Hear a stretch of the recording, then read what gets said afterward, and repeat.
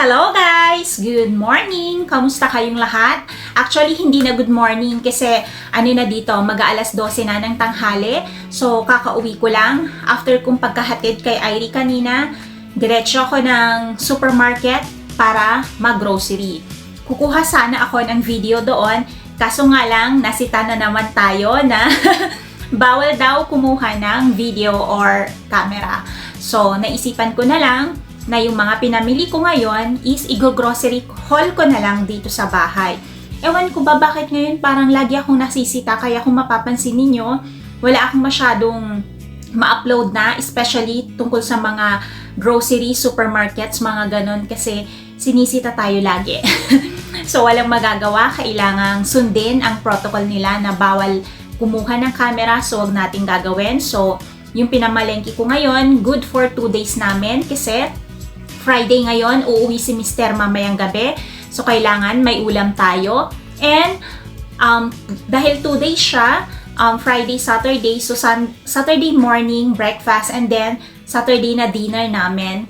Yun, kaya 2 days, good for 2 days ang pinamalengke ko. Actually, wala nang lunch kasi nagigising naman sila, lalo na pag walang pasok, mga around magtatanghali na. So, yung breakfast and yung tanghali, iisahan na lang yon.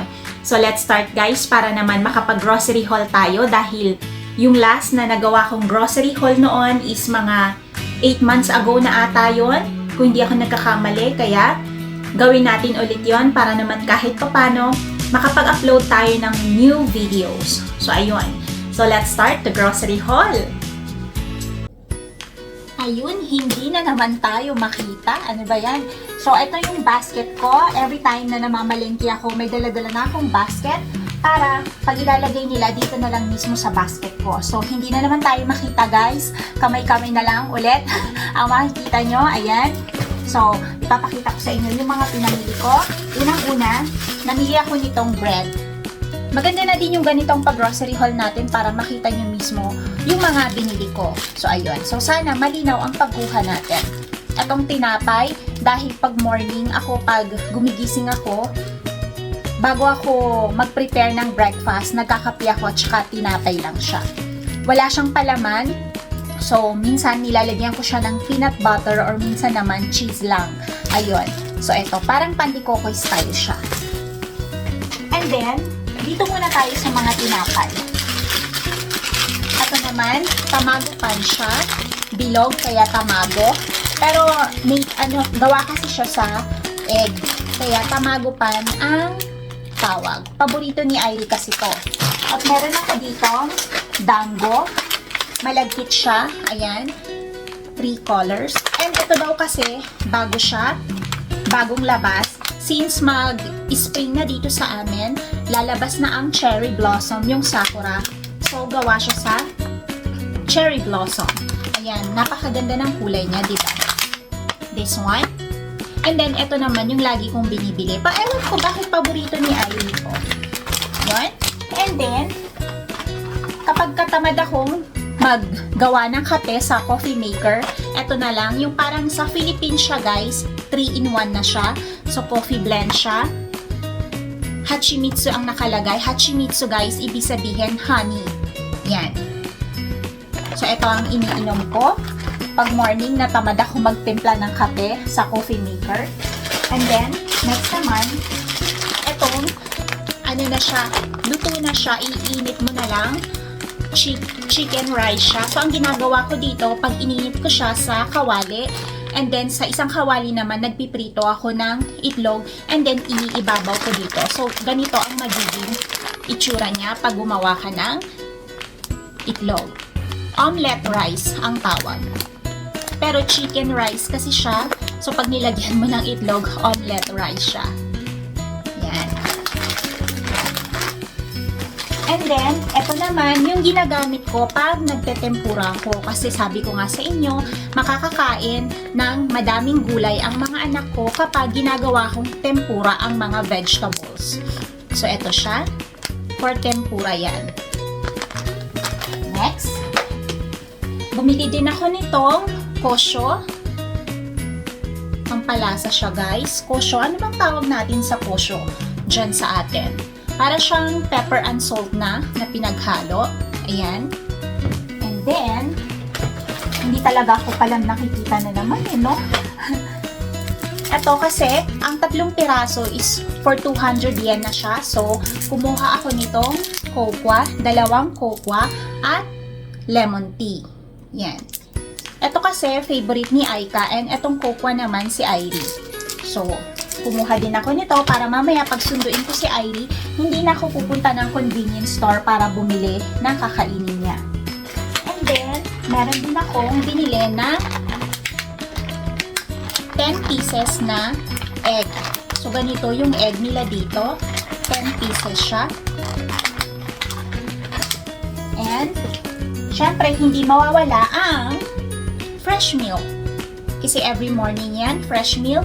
Ang ginagawa ko dito, iniinit ko sa isang baso. And then, nilalagyan ko ng kokwa kasi ganun ang gusto ni Airi. Fresh milk and kokwa. Si Airi kasi hindi siya mahilig. Morning pa lang yan, nagtsatsaa na si Aika. So, hindi siya gaanong in sa mga fresh milk or mga kokwa. Pagising niya ng umaga, tsaa kasi siya. And then, dako naman tayo sa mga karne. So, bumili ako nitong slices na pork. Maninipis lang siya guys kasi ang gagawin kong luto dito is shogayaki. Yung shogayaki is yung shoga, ginger po yun.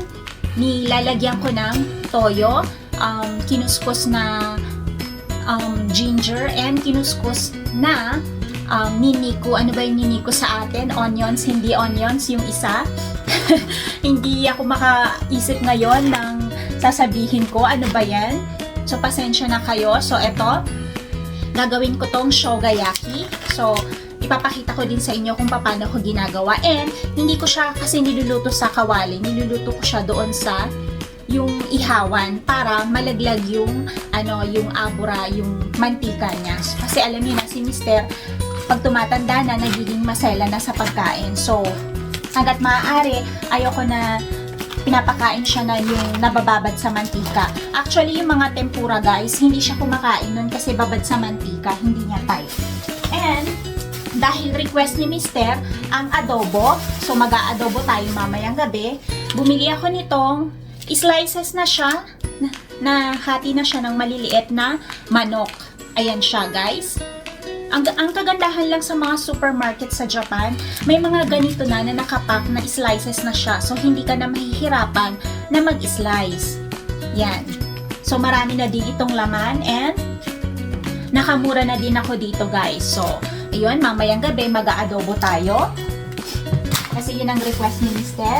And, alam niya na, pag si Mister umuwi siya sa bahay, hindi pwede na iisang putahe lang ang ilalapag sa lamesa. So, may adobo tayo mamaya and meron din ako nitong kinuha na buri na sakana. Fish siya, guys.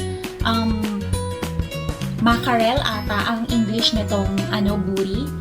Ewan ko, i-research ko muna and isusulat ko na lang sa screen. So, ang ginagawa ko din dito, guys, sa ihaw ko din siya niluluto. Hindi ko siya piniprito sa fry pan na nilalagyan ng mantika. Ayun, so, para iwas si Mister sa mga yun. Kasi alam niyo na, pag sinabi niya na hindi niya gusto, huwag natin gagawin. Okay? And, for breakfast naman, bumili ako nitong bacon siya. Steak bacon siya. Ayan. So, ang breakfast namin, bukas, ito at saka itong tamago, itong egg.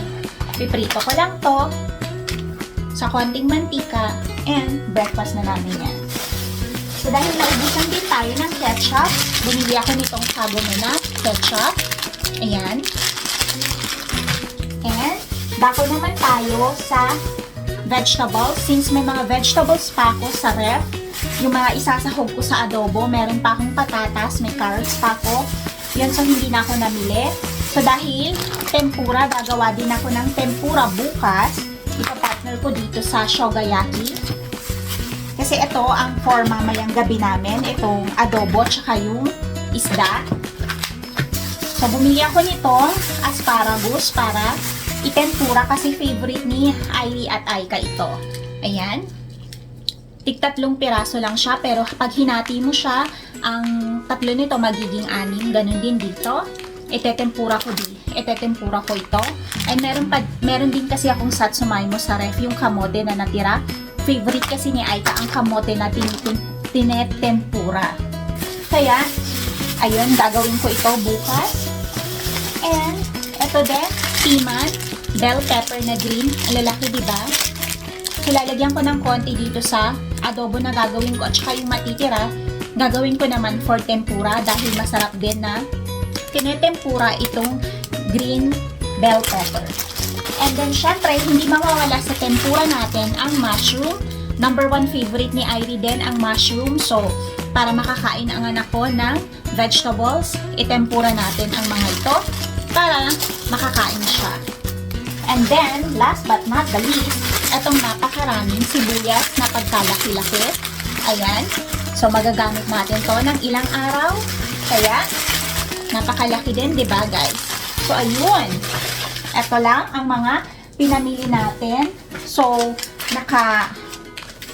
umabot din tayo. Siguro pag i-convert mo ito sa Philippine peso, around mga 2,000 plus na siya. Kasi umabot ako ng mga 7,000 yen mahigit. So, pag i-convert mo siguro yan, mga 2,000 pesos mahigit na siya. Kasi hindi ko kasi alam kung magkano ang palit ng yen ngayon. So, ayun. Ito na ang ating grocery haul. So, ayun guys, tapos na tayong nag-grocery haul. Mabilis ang grocery haul dahil ang konti lang naman kasi ng pinamili ko. Dahil sabi ko nga, good for 2 days lang naman kasi namin ito. So, ayun, ang ingay nang nilalabhan ko. Pasensya na kung naririnig nyo ngayon dito sa video na ito. So, ayun, dito ko na din tatapusin ang ating video. Pero bago ako magpaalam, gusto ko munang magpasalamat sa inyong lahat, especially sa mga laging nanonood ng ating mga videos, yung mga legit na mga supporters natin dyan, mga kaibigan. Maraming pong salamat sa inyo dahil kahit wala akong bagong upload, nire-replay nyo pa din po yung mga dating upload na ng mga videos ko. So ayun, kung bago ka po sa ating channel, please consider po subscribing, like and share, iVlog Omoyari. Hanggang sa susunod pong muli, maraming pong salamat sa inyong lahat. Bye!